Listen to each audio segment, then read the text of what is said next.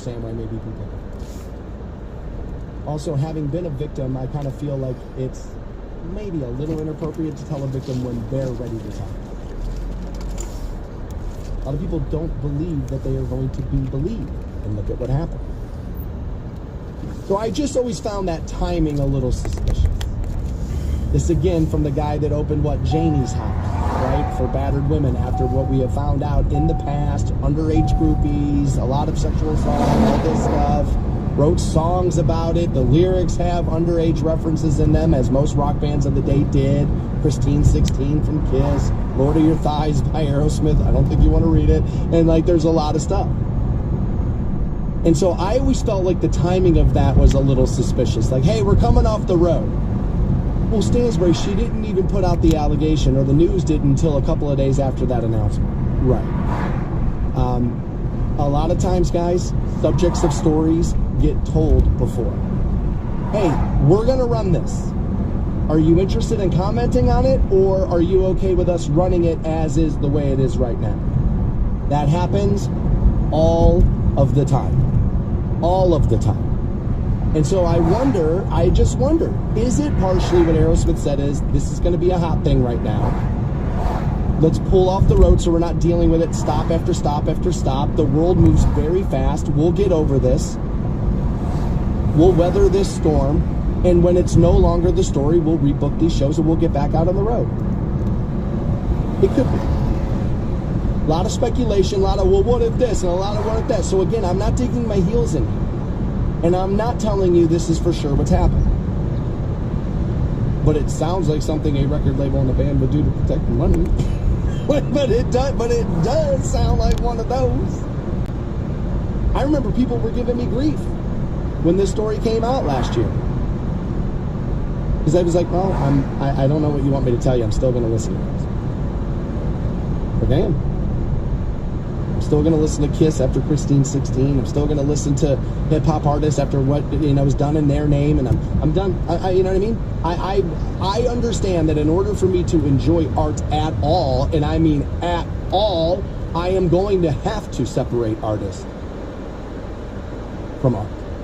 I'm going to have to. It's the only way to enjoy anything. Because nobody is innocent of everything. Now, crimes as bad as sexual assault of a 17-year-old? Maybe not. Probably not. But now I'm out here trying to figure out which crimes are okay to listen to music and which ones aren't, right? Then all of a sudden, once you're playing that game, I think you're going to end up sneaking something over the line of well, I like that one a little too much, so I'm doing that one. I don't know, I'm doing that one, right? So I've always been a little curious about this because the rumors about Steven Tyler, the accusations about Steven Tyler, they go all the way back. This woman said it was in the 70s. This has been one of those, a little like Diddy. It's a little like Diddy. We've been hearing about Steven Tyler and the 70s rock stars forever since then. And so I don't know if I can necessarily, we saw the guy put a PR spin on something else he had done by opening Janie's house. And now all of a sudden I'm just supposed to believe that these two things lined up this perfectly, but there's not something in this? Yeah, I don't know about that. But it is Aerosmith back at Rocket Mortgage Fieldhouse, that on September 29th, and you get the Black Crowes on that, which honestly makes that a pretty damn good show, doesn't it? Live from the Hall of Fame City, and just as bad as NFL officiating, the Stansbury Show on Rock 106.9. 8 a.m. we'll take a look at Uber and Lyft. There may be some massive changes coming to ride sharing. Minneapolis may be the battleground for this. Also have some data on how often those rideshare drivers are crashing out there. I'm guessing that is information most companies would not want us to know. Somebody dug deep and found that for us, so I'll relay that to you. I think there's a phrase a lot of men are afraid of if they're single. Friend zone. Right? Now, I feel like this is one of those things that's worse for you the younger you are. It's also more likely you'll find yourself in the friend zone the younger you are. Right? But is it always bad? Well, it feels like rejection, so that's never going to feel great, I would imagine. But it might be a positive. So they reached out to a dating expert, Steph Saffron. Now, she's the owner and operator of Steph in the City, a Chicago-based dating service, who claims sometimes it's emotional of why you're being put in the friend zone. Someone might see that they are unsure if this could be a long-term thing. Sometimes it might be that they like somebody else more than you. Yes, we already knew that. That's why we don't like it. Because they prefer somebody else to us. Most people aren't going to love that. As a matter of fact, find me the person who's like, yay, they chose somebody that wasn't me. I love it. That's never going to happen. That's never going to happen. It's okay to be upset that you weren't picked. It's okay to be upset if you don't make the varsity team. What you don't do is like shut out every basketball player, ever because you didn't make the varsity team. A lot of men, because if they get turned down by one woman or get friend zoned by one woman, all of a sudden now all women are bad, which is a ridiculous viewpoint and why you're not getting the sex you want. I mean, we could just be honest about that. She goes on to say, though, you could be put in the friend zone. It could be personal, but it also may be just circumstances. It could move in a romantic direction, but I would not count on it. I would agree with her here. However, I think that's where the age range comes into the conversation I was talking about. I think if you're both divorced, 30s, 40s, something like that, maybe even 50s, you enjoy kind of going to the bar together and like just, kind of talking to one another. You're not sure if you're ready for a relationship. I think that kind of friendship can turn into a relationship. Because you're both a little older, you start to realize like, okay, man, like, no, we get along and this is the important part. It's not necessarily, who I'm most madly in love with by how they look or this and that. It's about, dude, how does the day go when we're together? Woody Harrelson once said that in that terrible movie with Justin Timberlake and Mila Kunis.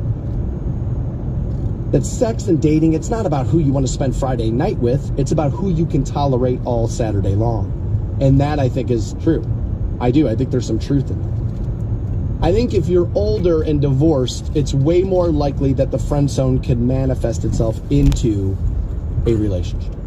The younger you are, I'm suspicious that won't happen. Part of that is people can deny this as much as they want, but it's true. By and large, the younger you are, the more you're worried about what your friends think. The more you're worried about, does this person meet every metric I have in my mind of what it is they're supposed to be in order for me to give myself to them? According to Nick Notice, dating and confidence consultant, guys who wind up getting friend zoned by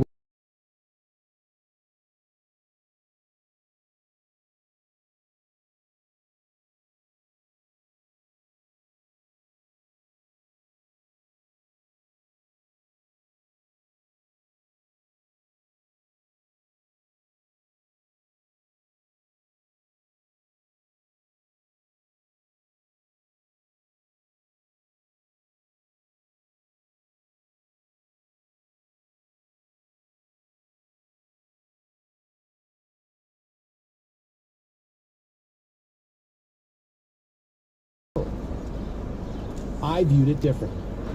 I had a platonic female roommate who wanted to split the bills, who wanted to date other people, but we got along with it. Yeah. Nobody would have looked at me twice had I had a male roommate at that point. Nobody. But it was a woman, so people were like, that's kind of weird. And I used to tell her all the time, I understand why people don't believe us. I don't. Because in a lot of situations, somebody is pining for the other. Got it? That is totally happening in a lot of us. Doesn't mean they can't be your friend. It means they're going to have a harder time being your friend. But it is possible. Absolutely. Now, if you told him, look, I'm not into this, and he still continues, and you're like, we're just friends, then that's kind of on him at that point. It is. But plenty of women are running guys around by the nose with the, well, maybe one day, if you buy the right thing, if you take me to the right place, right? That happens. Now, it also happens that guys have been told to their face no, and you secretly have that male ego thing. She wants it. She just doesn't know she wants it. She talked to me. She smiled while she was doing it. She wants it. Like, there's a lot of guys who feel like that. I think I'll stop short of most, but I think a lot of guys kind of feel like that until they get a little older and they realize, what the hell, what's me? Right? Yeah, that's normally the way. I have seen plenty of people start out as friends and end up in really solid relationships. A lot of people will tell you that's the best way to build a relationship, is to make sure you have the foundation right, and then you can move into sex. Then you can move into dating and commitment, intimacy, and the like. I don't think there's that many wrong ways for two people to get together. What works for you may not work for me, and vice versa. I don't necessarily think the friend zone is bad. But if you're sitting there like she's going to put me in the game eventually, it does not necessarily mean that. And by the way, you're not being a good guy.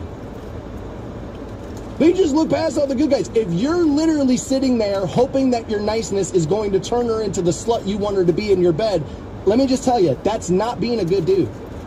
Like, it isn't. It's putting on the front of a good guy. And women, the analogy is not going to be great, but women are kind of like dogs, bro. They can smell fear. And they can smell that on you. When it comes to this type of stuff, they're smarter than us. You know why? It's not necessarily smarter. It's because they have the thing we want. They don't really want our thing as much as we want their thing. They want to have sex. They don't really care about it. It's not necessarily we have a put us in, coach. I'm ready to play. That's not necessarily their default system. It's just not. They kind of know what they're doing with this a little bit. It's perfectly acceptable for a man and a woman to be friends. I think it's harder than some people want to admit it is. I think a lot of times somebody wants to be with somebody and somebody's not admitting it. I think that's true. But men and women can absolutely be friends. I think the friend zone only scares people if they truly believe that being friends with a woman where you don't have sex with her is worthless. And I'm sorry, I just don't see it that way. Give Stansberry a piece of your mind. Use the talkback feature on the iHeartRadio app and let him know just how wrong he is. It's just wrong. The Stansberry Show on Rock 106.9. You can also text the studio, 330-450-7625, and plenty of you have, as we were talking about the friend zone. You know, a lot of guys are afraid to be put in it, so I found this at alphamale.com, is where, I swear to God, that's where I found it. And they're talking about how the friend zone can be good. It might actually be good. They're talking about how it could allow you to see through that friendship maybe why other people don't necessarily find you as a dating partner or see you on that level, right? They also say here, people who start with a friendship basis can often have much stronger relationships than those who start purely on a physical attraction. Yeah, I would imagine that can be true, right? Sometimes heat can just burn out. I've been guilty of this in my life, where I saw a woman, I thought she was just so beautiful, then I convinced myself that I liked her on this other level, and it's lust, not love. And lust can burn out. Now, you can fall in love with somebody you lusted after. That can be true. It can, but those two things can get mixed up early on. Like, people, is there such thing as love at first sight? So some women do like to keep their circle male at my feelings. Tell her where I'm coming from.